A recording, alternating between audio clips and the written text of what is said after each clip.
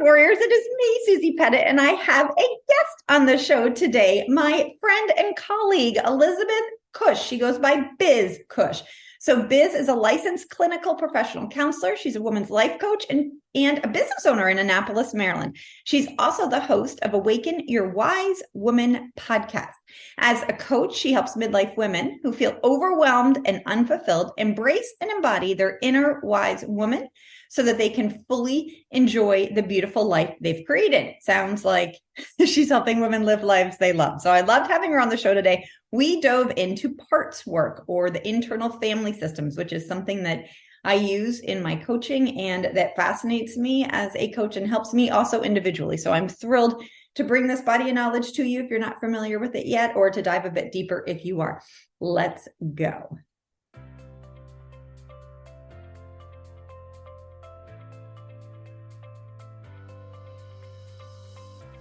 Hi, this is the Love Your Life Show with Susie Pettit, Certified Life and Wellness Coach. Join Susie as she helps you with your wellness and mindset so you can live a life you love. Let's go, warriors!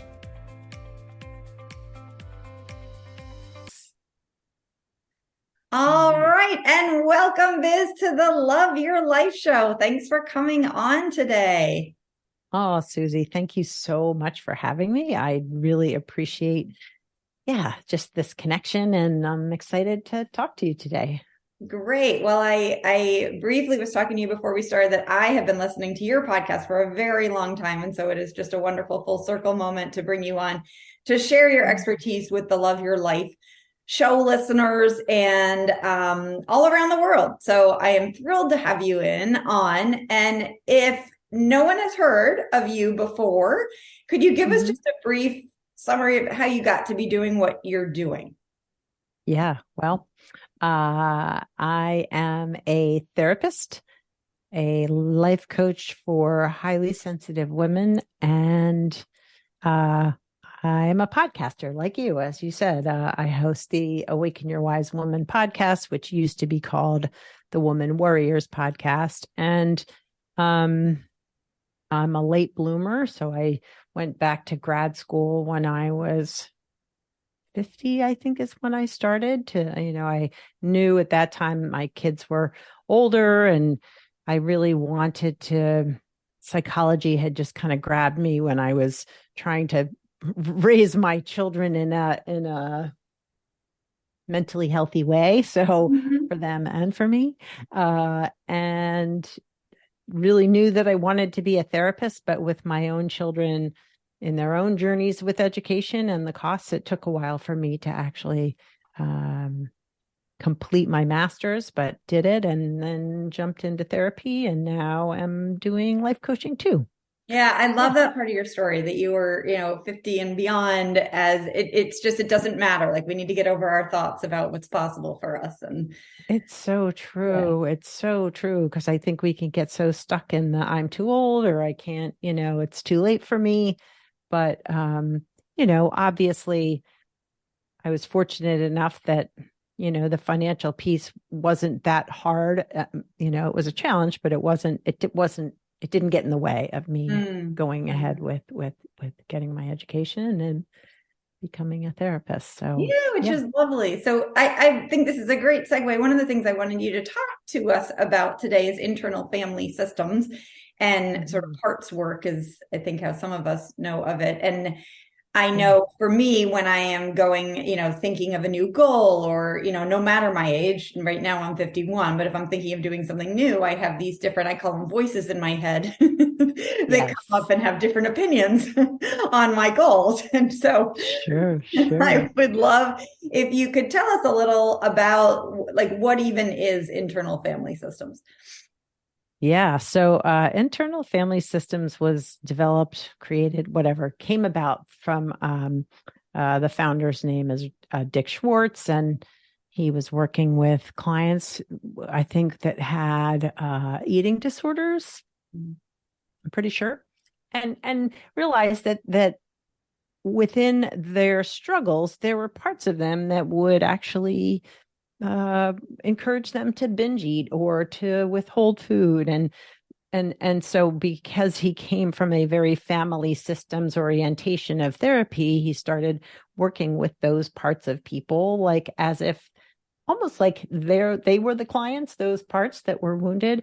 But I have been trained just in the level one. It's very hard to get into the trainings for IFS, but I've also done a lot of consultation and sort of side trainings to kind of keep up, and my own therapy, personal therapy. My therapist is an IFS therapist too. So really doing a lot of my own work with the parts. Mm-hmm. So the idea is we all have different parts of us, and the parts all have good intentions.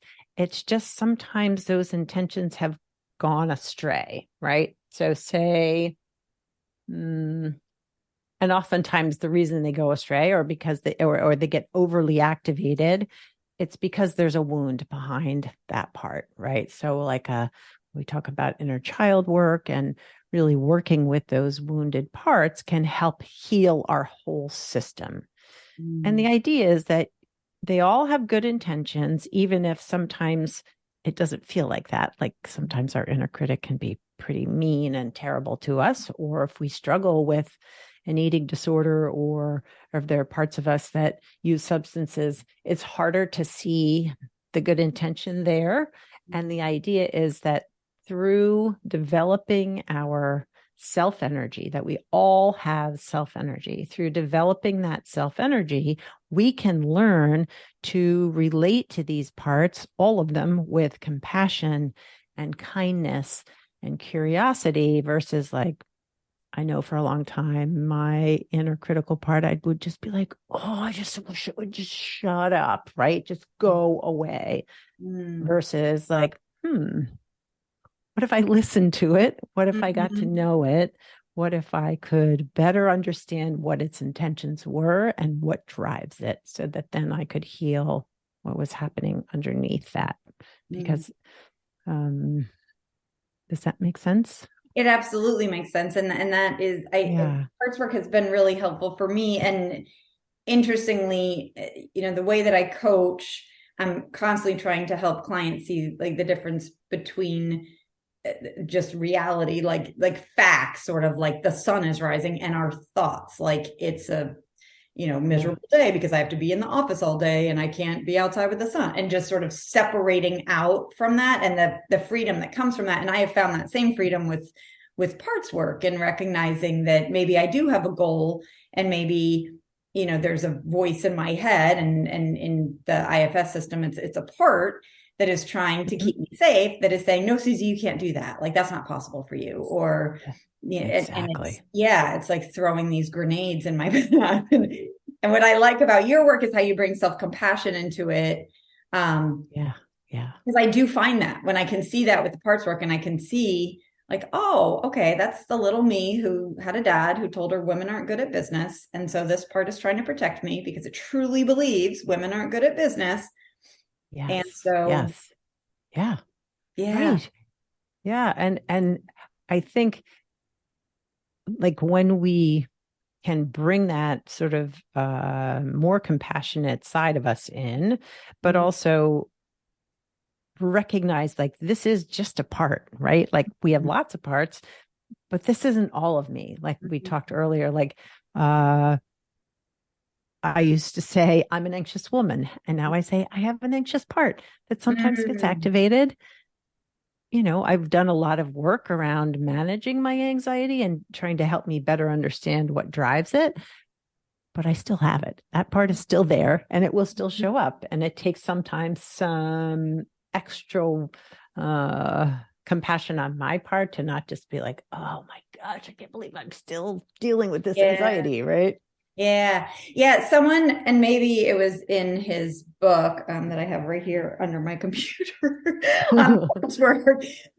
or it was an interview I heard where they talked about it sort of like a boardroom table, and how you have all these parts sitting around the table. So you might have the anxious part, and you might have the scared inner child, you have all these parts, and they all can have a say, but they're not the head of the table. And that helps me when I'm in it. Yeah. to just Yeah. to be calmer. But like, so the anxious part comes up and I'm not like, oh, she's here. Like the day is ruined. It's like, oh, I hear you. It's Yeah. all right. Yeah. So how do you Yes. work with parts work and with anxiety? Like how do you see that in your office, or how do you help people with that? Yeah. Well, I think that a lot of, for me, what I have come to recognize with clients and with myself too, because I do have anxiety, I do have an anxious part, um, is that oftentimes anxiety is driven by how we've managed these parts in the past. So by pushing them away, telling them to be quiet. I know a lot of my clients are very good at sort of compartmentalizing difficult stuff. So, it's all in a box back here, but those boxes want to break open, right? Those parts want to be heard and seen. And that can feel really scary because there's probably almost all the time other parts saying, oh, no, no, no, that needs to stay in the box. Mm-hmm. That has to, That's not we safe. can't, it's too scary, right? Yeah. We don't know what'll happen if we open up that box or that, whatever, that portal, that, if we look too closely. And so the anxiety is driven by almost these contradictory, like the younger wounded part wanting to be heard and the other part saying, shut it down, shut it down. Mm-hmm. And so that creates sort of the, like polarization within us of like, how do we handle this? So it is just slowing the process down and really better understanding what's kind of happening underneath it. Mm. Yeah. Yeah. I guess one of the terms that also comes up with parts work is the protector. And that helps me certainly with anxiety when I'm noticing like anxiety is present, and I can just, it's like, I'm not anxious about my anxiety. Like it's like, oh, okay. Anxiety is here. It's here to protect me. It is, I can say, I've got this now. Like you can stand down. This is normal fear as I'm taking a growth step forward. Using that self-compassionate, kind voice. Well, and especially if there's trauma involved, right? Like to be able to, because oftentimes the parts that are wounded are behaving as if the trauma is happening right now because they don't know. They haven't healed. They think we're still whatever age we might have been when the trauma happened. And so a lot of that sort of mindfulness piece of like, oh, I'm here. I'm in my life. I'm safe. As far as I know, I'm safe in this moment. And that's not happening right now. And two, I can come back to you and help you heal at some point when I'm feeling like I have the space to do that. Very nice. Yeah. How do you either use parts work, or how do you just address sort of the inner critic in your practice? Or yeah. Well, again, like you said, it's a very protective part, right? So it's driven by typically like it doesn't want us to get hurt. So in your example, like, if, well, and I can use my own example, but like if you did have a father that said women aren't good at business and should never even try. And, if you do, you're going to fail. Well, of course, a part of you is going to think like, oh my gosh, if I really do try this and I fail, what is that going to feel like? So you better not stay away. You don't know what you're doing. You'll never figure it out, whatever it is your inner critic says. But by, like I said, just really sort of, you can really almost have a conversation with that part to say like, all right, what is the fear if I do? Because oftentimes these protective parts have like a job, and their job is to keep whatever that is, to keep you from getting hurt because you're going to try something new, or to feel what it felt like when your dad said, don't do that. Like you can't win, you can't succeed. So many of what those protectors are protecting is not getting wounded again the way you did from that original wound. For Yeah. sure. And so for and I'm fine using my particular circumstance, which is that case. My dad consistently said women are not good in business. Women shouldn't be in business.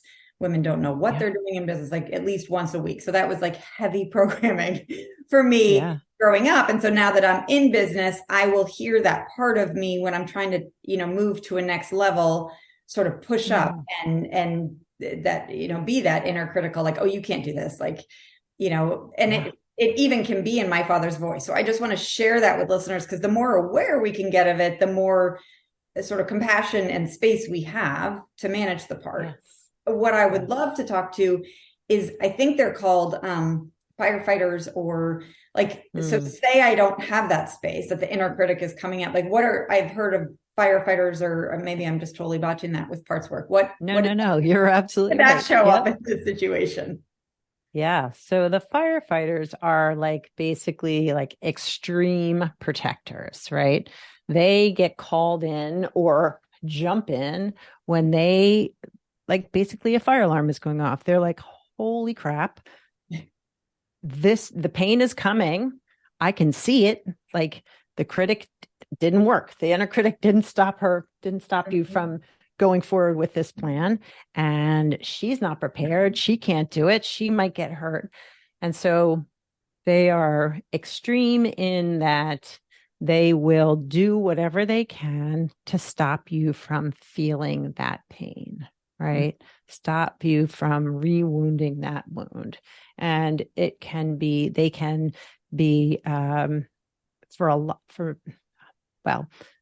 it can be substance use, right? Because that numbs, so drinking too much or smoking too much or whatever your drug of choice is. It could be eating. It could be totally just disengaging. Like, you get to a place where you just want to crawl in your bed and pull the covers over your head because it just all feels so overwhelming. This part says it's time to shut it all down. We can't do anything else other than scroll our phone or sit in the corner or binge a television show you've seen 20 times before, right? Because its job is to numb, right? The firefighter's job is basically to cut you off from how painful it could be. Or I guess thinks it's going to be. Firefighter is more like a behavior, almost. It sounds like a part that comes up with the behavior. Like, so say I'm taking a step in my business and I'm, not listening to the inner critic, then the firefighter suddenly is like procrastination or overeating or over drinking or over shopping, or like the overs that don't help us, or the, or the other side of the napping or the screw it, not that, and I just don't take any steps forward. But yeah. I mean, it's like you think about literally like a fire, right? It's like the firefighters come in and want to burn it all down. I mean, even though like it's like a fire alarm going off inside you, it's also just like, let's just torch this to the ground so you don't have to feel whatever it is you're feeling. I'm thinking of another example that maybe some of the listeners would resonate with. Like, so I have a lot of parents on here who have anxious children. And so if their child comes home from school and says something like, Louise wouldn't sit with me at lunch today. And so the parent has a part that is very nervous and feeling like they want to step in and control, and they don't slow that down. I think the firefighter there would be like, call Louise's mom. Like, it's like the over functioning, absolutely. It can be anger, right? It could also be rage, right? Right. Right. I like that sort of the firefighter, like, I guess obviously that's where they get their term, but this like, oh no, this can't go down. Yeah, exactly. And I think what is lovely about the model, again, of internal family system or parts work, is that even that firefighter's job, or, even though as extreme as they can be, their intentions are good. Like, they want to protect you. They are the extreme protectors. And I think that can be a really hard piece for, it's not how we look at mental illness. It is not how we look at, because it could be depression, right? It could be suicidal thoughts. It could be very extreme, substance use to the extreme. So our sort of societal message around these protectors is get rid of them. Yeah. They need to stop versus. Well, even shame, right? Like, oh, yeah, because if a huge. firefighter comes in and like say Yes. instead of doing my whatever I'm going to do for my business, I decide to drink all night, and the next morning the voice that is programmed in my head would be shame instead of like, oh, Susie, let's look at why that protector came in. Exactly. Right? That's 100% right. Yep. We Or load the yelling guilt at our and the kids. I mean, shame. yeah. And then we don't change when we're shaming, but it's that like, oh my God, I yelled, or oh my God, I called the mom again and overparented. And Yes. yeah. Yes. Unhealthy. Yes. So, yeah. So I just think it's a big leap because it's so different from how we typically look at those firefighter parts, and also I think mental illness too, where we sort of label a person as like, you are anxiety, you have depression, you are a person that this is part of who you are, versus like, there's just a part of you that just needs some healing and love and compassion. And it's not about, I mean, I think the other side of it is sometimes people are like, well, I'm not going to give myself a pass for all these things that I've done. Yes. And it's not that. It's not that. We're not saying it doesn't matter that your firefighters jump in. It's like, let's better understand why they do what they do so we can heal what happened, whatever it was that activated them to go to this extreme. Because typically there's a pretty deeply held wound that's behind it. For sure. And you had said earlier, like mindfulness and mindfulness is a word I'm not even really sure we pay much attention to, but it really is bringing it to front of mind, bringing it into consciousness. And we can't change what we don't see.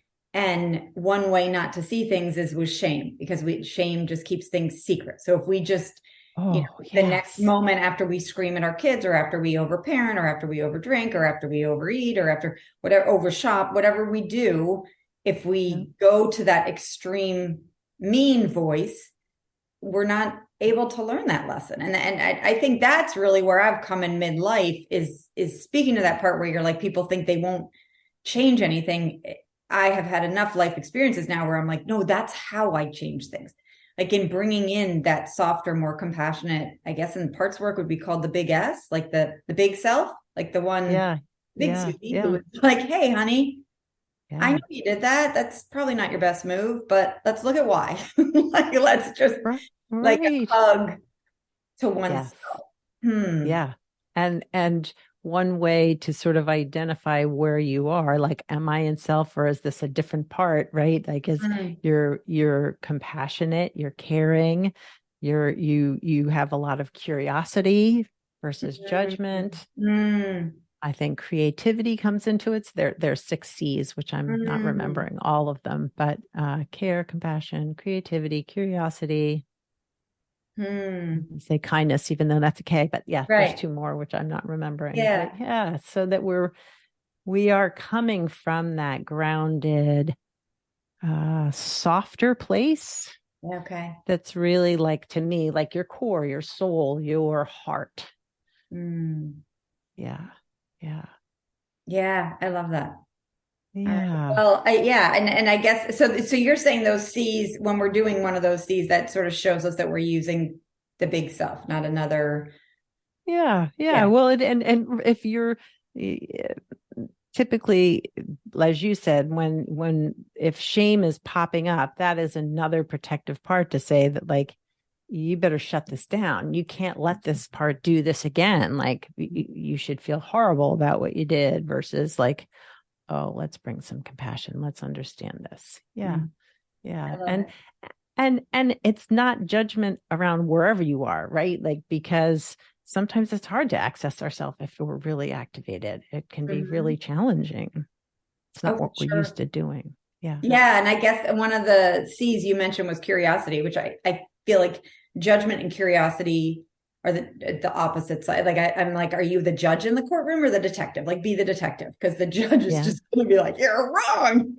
Yes. Right. Shame on you. Right. Shame on you. And then we don't go anywhere. And it's like, all right, so I'm wrong, but what do I do with that? Right. Not so Where great. do I go there? Yeah. So if listeners are interested in learning more about parts work or learning, like, how would you direct them to start, or give any? Well, there's the book I like. It's a little tiny book. I wish I had it right here in my hand, but it's called Introduction to Internal Family Systems. It's not very long. It's by Richard Schwartz, and it is just a nice, succinct sort of summary of parts work.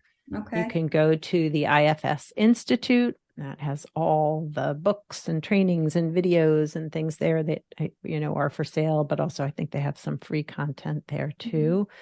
And I know I have not read it, so I can't speak to it, but I have colleagues who've read it, that Dick Schwartz's recent book, No Bad Parts, is also a good resource. That's too. the one I have that I like. And I guess if listeners would, they don't want to like go get more information, but they're like, no, I'm ready to start today, Biz. I'm thinking like just even journaling or just getting their thoughts out of their head and seeing maybe like which part is this speaking or who does. Sometimes I like looking at my thoughts and I'm like, who does this remind me of? Like my dad's message was so repeated and succinct over so many years that it's easy for me to be like, oh, that's my dad, like that. But then there are other voices that maybe are like, I don't even know, you can't put makeup on right. And I'm like, oh, that was like Cammie from like 7th grade.